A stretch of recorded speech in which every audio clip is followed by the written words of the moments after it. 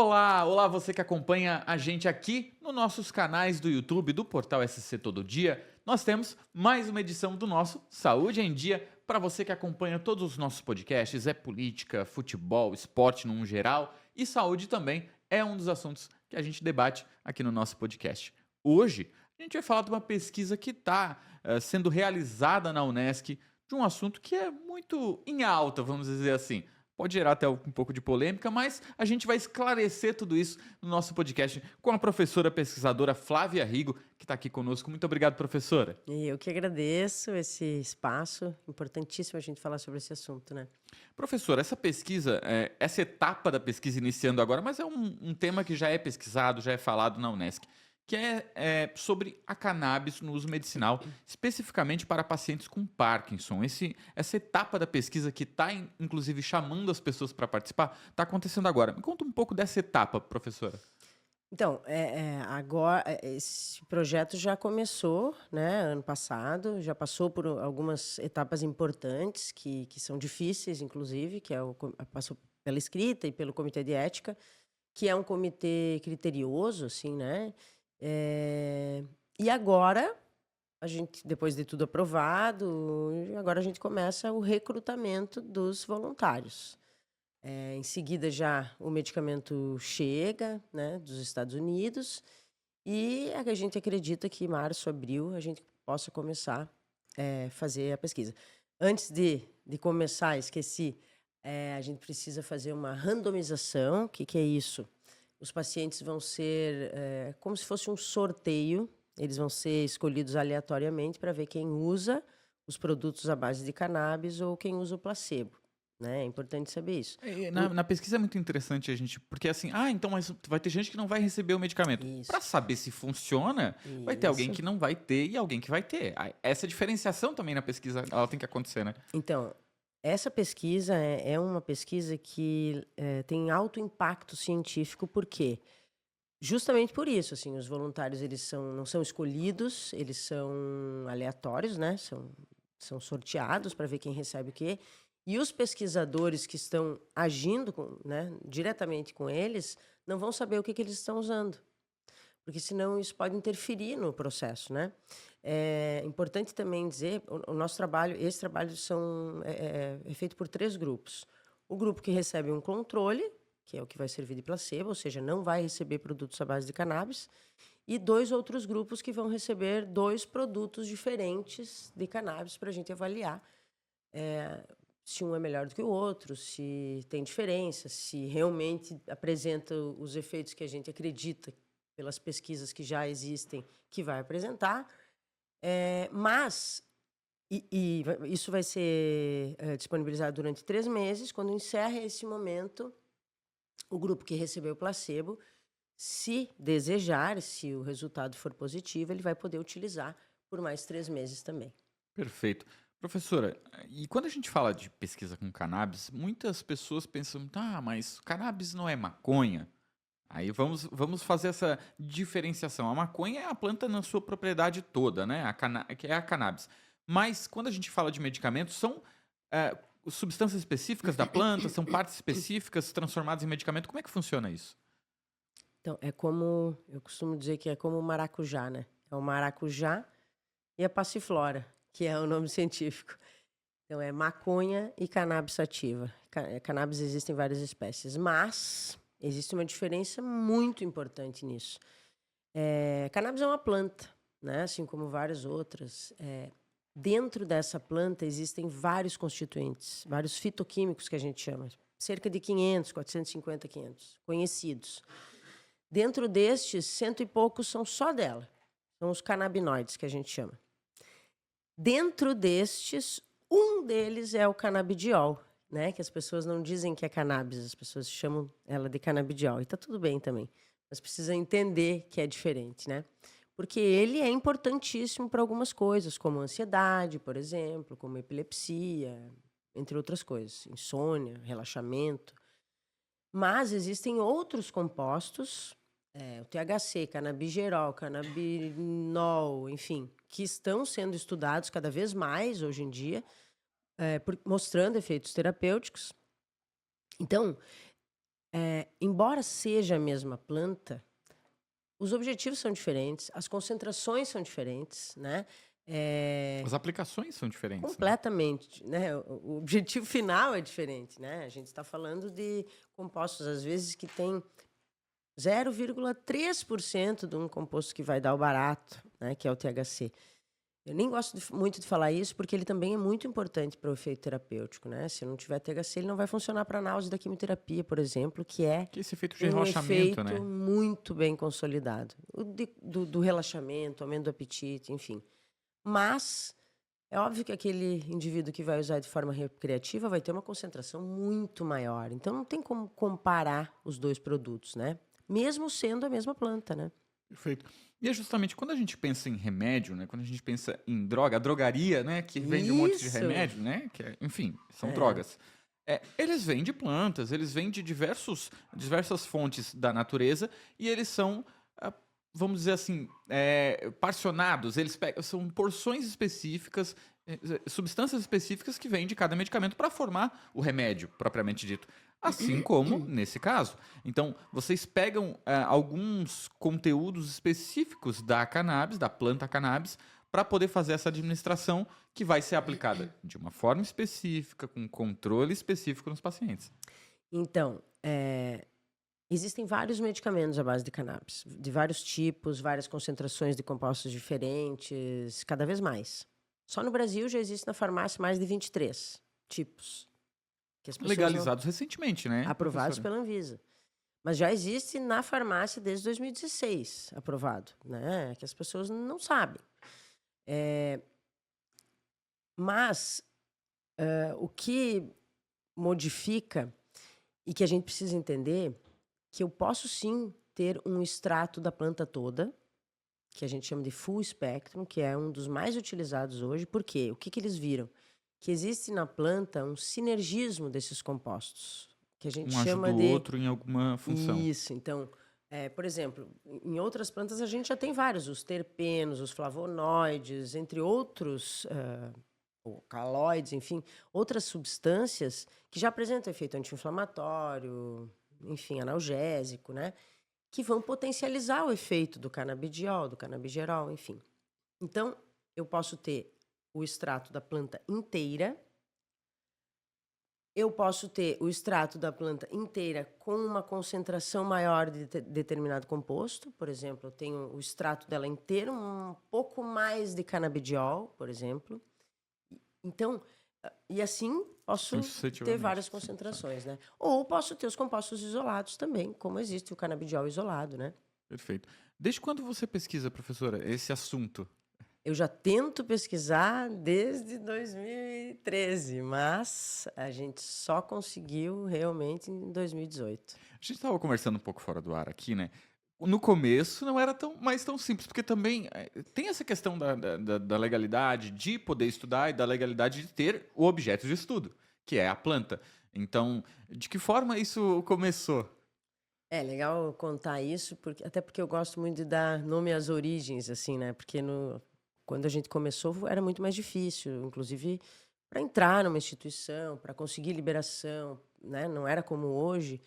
Enfim, eu sou professora, né, da Unesc, há mais de 10 anos, e em 2018 eu lecionava uma disciplina chamada Ciência Forense.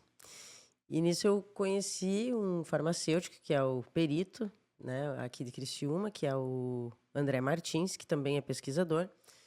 E fui lá e cheguei lá e teve uma apreensão de maconha, né, da droga, enorme, assim. Nossa, eu me impressionei com aquilo. Perguntei para ele, nossa, o que vocês fazem com isso? E ele disse, pai, isso me dá um trabalho, porque eu tenho que pegar amostras aleatórias, fazer, provar que é uma coisa que a gente já sabe, mas tem que laudar, enfim. E depois é tudo incinerado. Eu falei, e ainda causa poluição, né? Além de todo o crime em volta disso, ainda causa poluição. E aí perguntei, o que tu acha? Será que a gente conseguiria aprovar, né?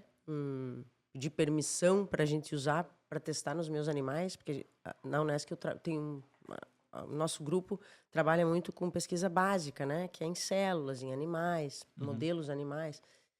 E ele, nossa, super se empolgou, também é pesquisador, me deu super apoio, e eu pensei, e agora?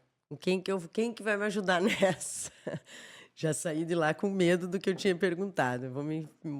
Enfim, mas feliz por ter achado alguém que bancou a causa. E aí, conversei com uma professora, que é a professora Patrícia Amaral, que já trabalha com plantas medicinais e faz extratos das plantas para testar em, né, sua atividade biológica, enfim.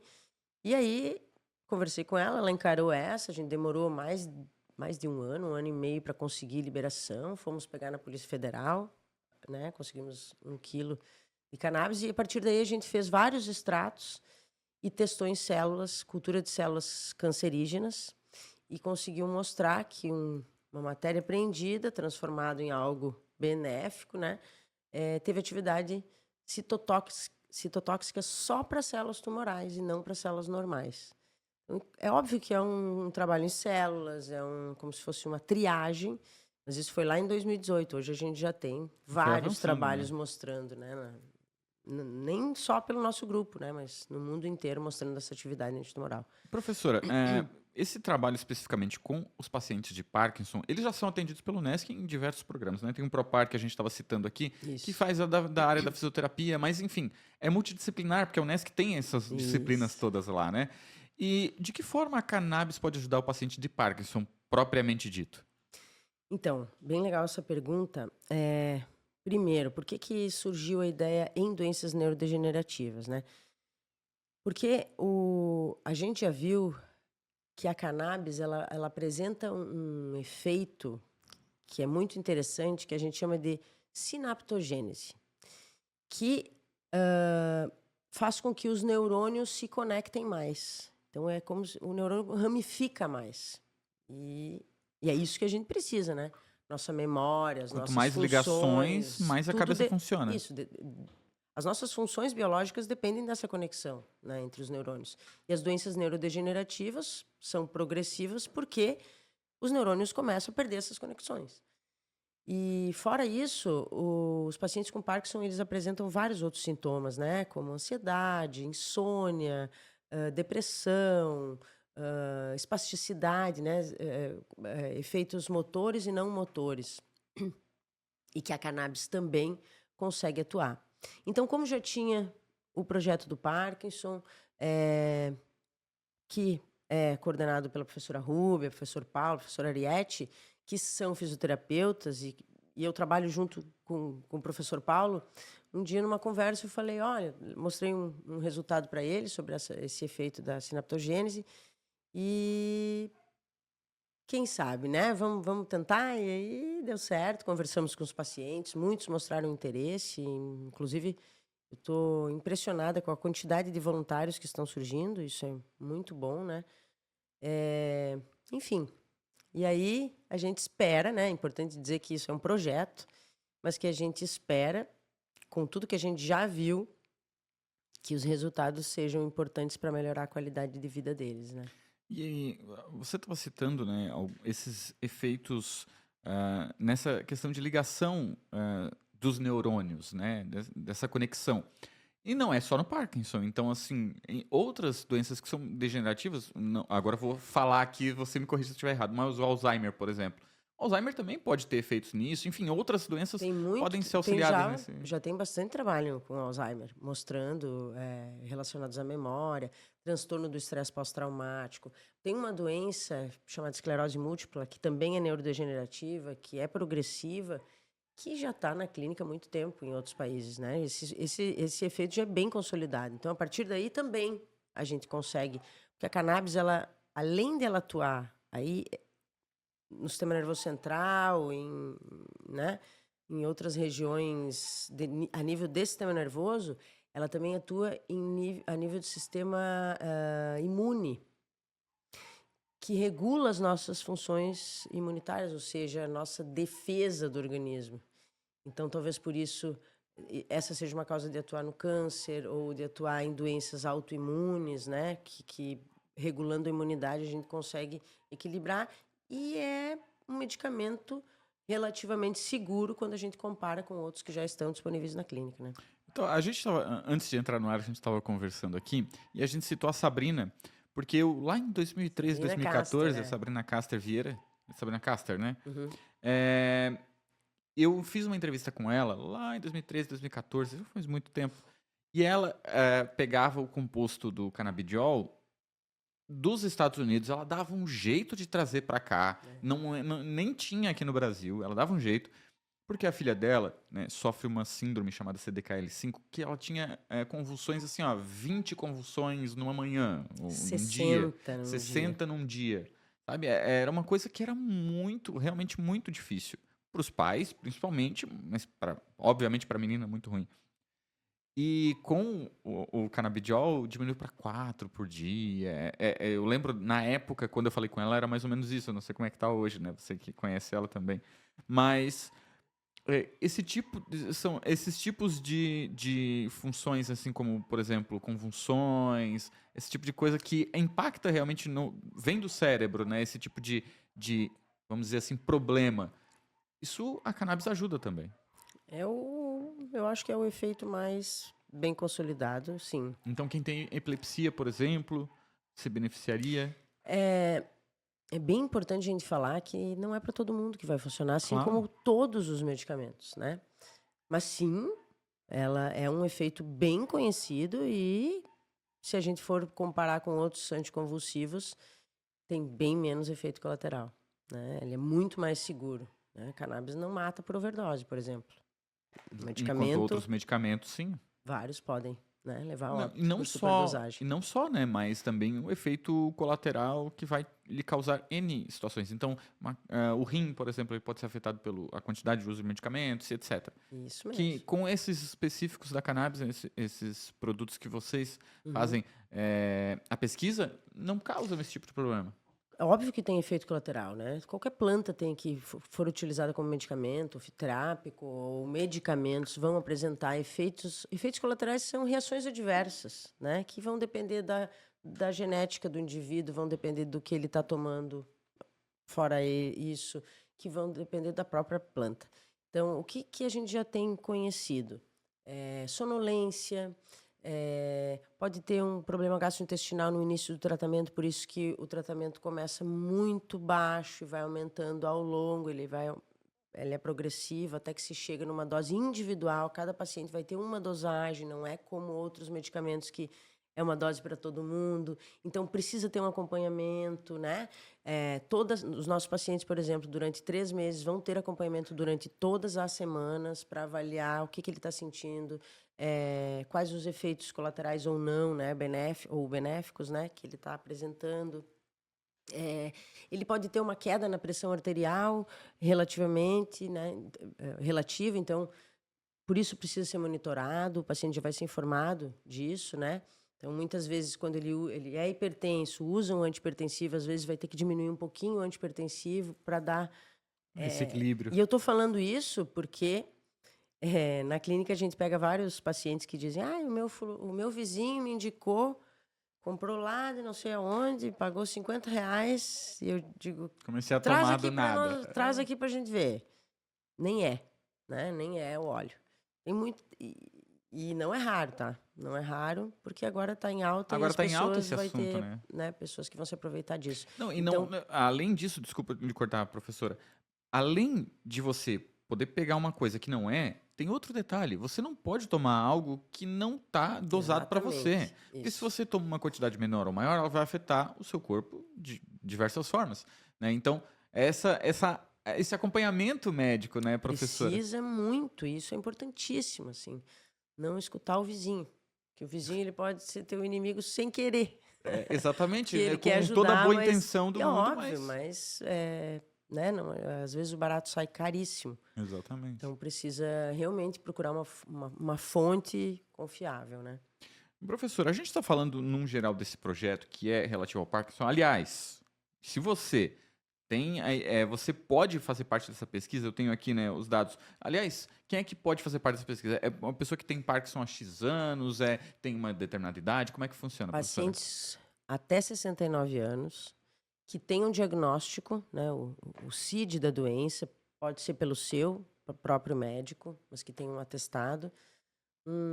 Tem que ter um atestado para que para mostrar que ele está apto a realizar atividades físicas, né? Porque o trabalho é avaliar o efeito da cannabis associado a exercícios terapêuticos nos pacientes. Então, todos os pacientes vão fazer exercício, que é o Legal. ProPark, que eles já fazem, né? Uhum. Que mais? E uma coisa bem importante é ele não pode ter utilizado produtos à base de cannabis no último mês, ou seja recreativo ou medicinal, porque senão interfere Senão no, vai no interferir nos tratamento, dados, né? né? Isso. Então, se você faz parte desse grupo, né, você pode participar da pesquisa, se inscrever, né, primeiro, para participar da pesquisa. Vão ter que comparecer ao Unesc 2 vezes por semana, de segundas e quartas-feiras, das 3 às 4 da tarde.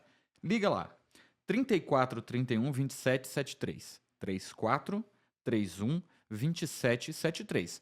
Liga lá nesse telefone ou vai lá nas clínicas da Unesc, lá conversa com o pessoal e lá você já pode se inscrever. E aí, claro, vai acontecer essa seleção, né? O professor vai ter esse regramento também que faz parte da pesquisa. Aliás, eu queria lhe perguntar sobre isso.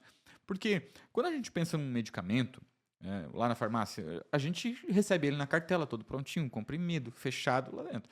E esse progresso todo até chegar na substância pronta, na quantidade certa, que é recomendado, e a dosagem, né? Enfim, tudo isso vem baseado nessa pesquisa. Como é que acontece propriamente a pesquisa? Porque além de testar nas células, depois nos animais, depois nas pessoas, ainda tem que pegar esses dados todos, fazer uma análise. Como é que funciona?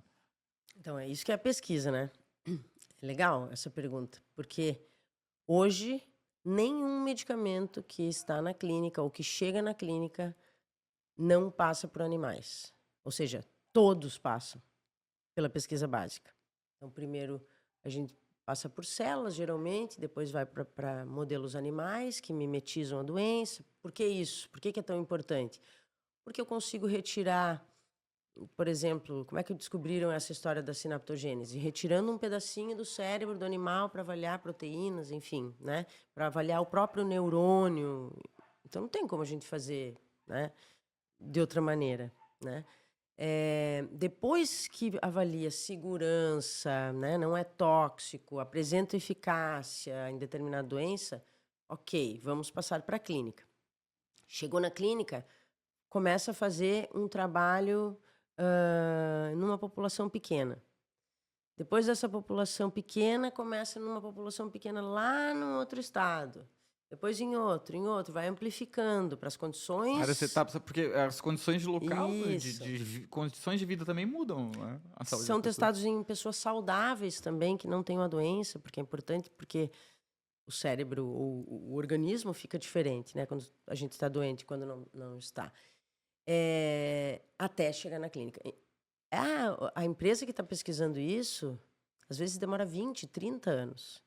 E gasta muito dinheiro. Mas não é muito, é muitíssimo dinheiro. Então, eles ganham uma patente, né? Então, elas conseguem exclusividade durante X anos para tentar recuperar, vamos dizer assim. Mas não é isso que acontece com a cannabis, por exemplo, ou com outras plantas. Por quê? Porque ela é uma planta. E planta não se pode patentear. Sim, Planta é de todos nós. Ninguém é dona da planta, da natureza. né? Exatamente. Então, é proibido. E com as plantas aconteceu o contrário, né? Na minha visão. Porque a gente estava comentando antes que, antigamente, não existia cura, né? As pessoas achavam que eram pecadores quem ficava doente e ia morrer. Com o tempo vieram pensadores enfim, que identificaram as plantas com um poder curativo. E foi a fitoterapia que começou a trazer a farmacologia. Ela iniciou pelas plantas, pelos venenos de animais peçonhentos, pela natureza. Então, a cannabis já é datada aí há mais de 5.000 anos. Ela já é usada. A gente já sabe que ela não é tóxica. A gente cita, né, a cannabis. O cânhamo é a cannabis, né? É uma outra, espécie é uma prima. semelhante. São parentes. Temos registros de cânhamo há Nossa. milhares de anos. Né? É a fibra mais resistente que existe. Exatamente. E agora ela está voltando, né? Pois é. Então, essa é uma dos questionamentos de por que a cannabis foi retirada do processo, assim. A gente já teve cannabis na farmácia em cigarro, para vocês terem noção, que era usado como broncodilatador. Era os cigarros índios que chamavam. Ela estava na farmácia até 1930. E ela entrou na Europa porque uma revista importantíssima, que é a The Lancet, que é importante até hoje, mostrou que ela tinha um efeito na dependência química do ópio, que tudo tinha ópio naquela época. E hoje a gente tem medo da dependência dela, né? Então é uma coisa meio... Professora, a gente vai encerrando o nosso podcast Saúde em Dia. Professora Flávia Rigo, professora doutora, pesquisadora dessa área de cannabis, que está fazendo essa pesquisa, participando junto com outros professores, outros setores lá da Unesc, nessa pesquisa específica de Parkinson. As pessoas podem entrar em contato, quem tiver, então, quem tiver Parkinson até 69 anos, né, tem que ter a possibilidade de fazer exercícios. Qual mais o detalhe? Os atestados, né? O CID, diagnosticado pelo seu próprio médico da doença, o atestado médico para prática de exercício físico, ter até 69 anos, não ter utilizado produtos à base de cannabis, pode ligar para o 3431-2773 ou proparqueunesc@gmail.com. Ou qualquer coisa, é só chegar nas clínicas integradas. Vai lá nas clínicas. Vai lá na recepção da fisioterapia que eles vão encaminhar. Até quando vai fechar esse grupo aí? Então, a ideia é que início de março, abril, mais tardar, a gente comece os experimentos. Mas a demanda está tão grande dos voluntários, a gente está muito feliz com isso, que eu acho que já está finalizando. Perfeito. Professora, muito obrigado, professora Flávia Rigo, que está aqui conosco, falando um pouco dessa área de conhecimento que é muito atual e que a gente tem que cada vez mais esclarecer. Tudo que a gente discute, a gente tem que entender, né, antes de começar a falar. Então, a gente chama quem sabe e aí a gente conversa sobre o assunto. Você que nos acompanhou, muito obrigado. O nosso podcast Saúde em Dia. Fique por aqui, que tem muito mais conteúdo para você aqui no nosso YouTube da Rádio Cidade em Dia, do Portal SC Todo Dia e todo o nosso grupo catarinense de rádios. Beijo, até mais.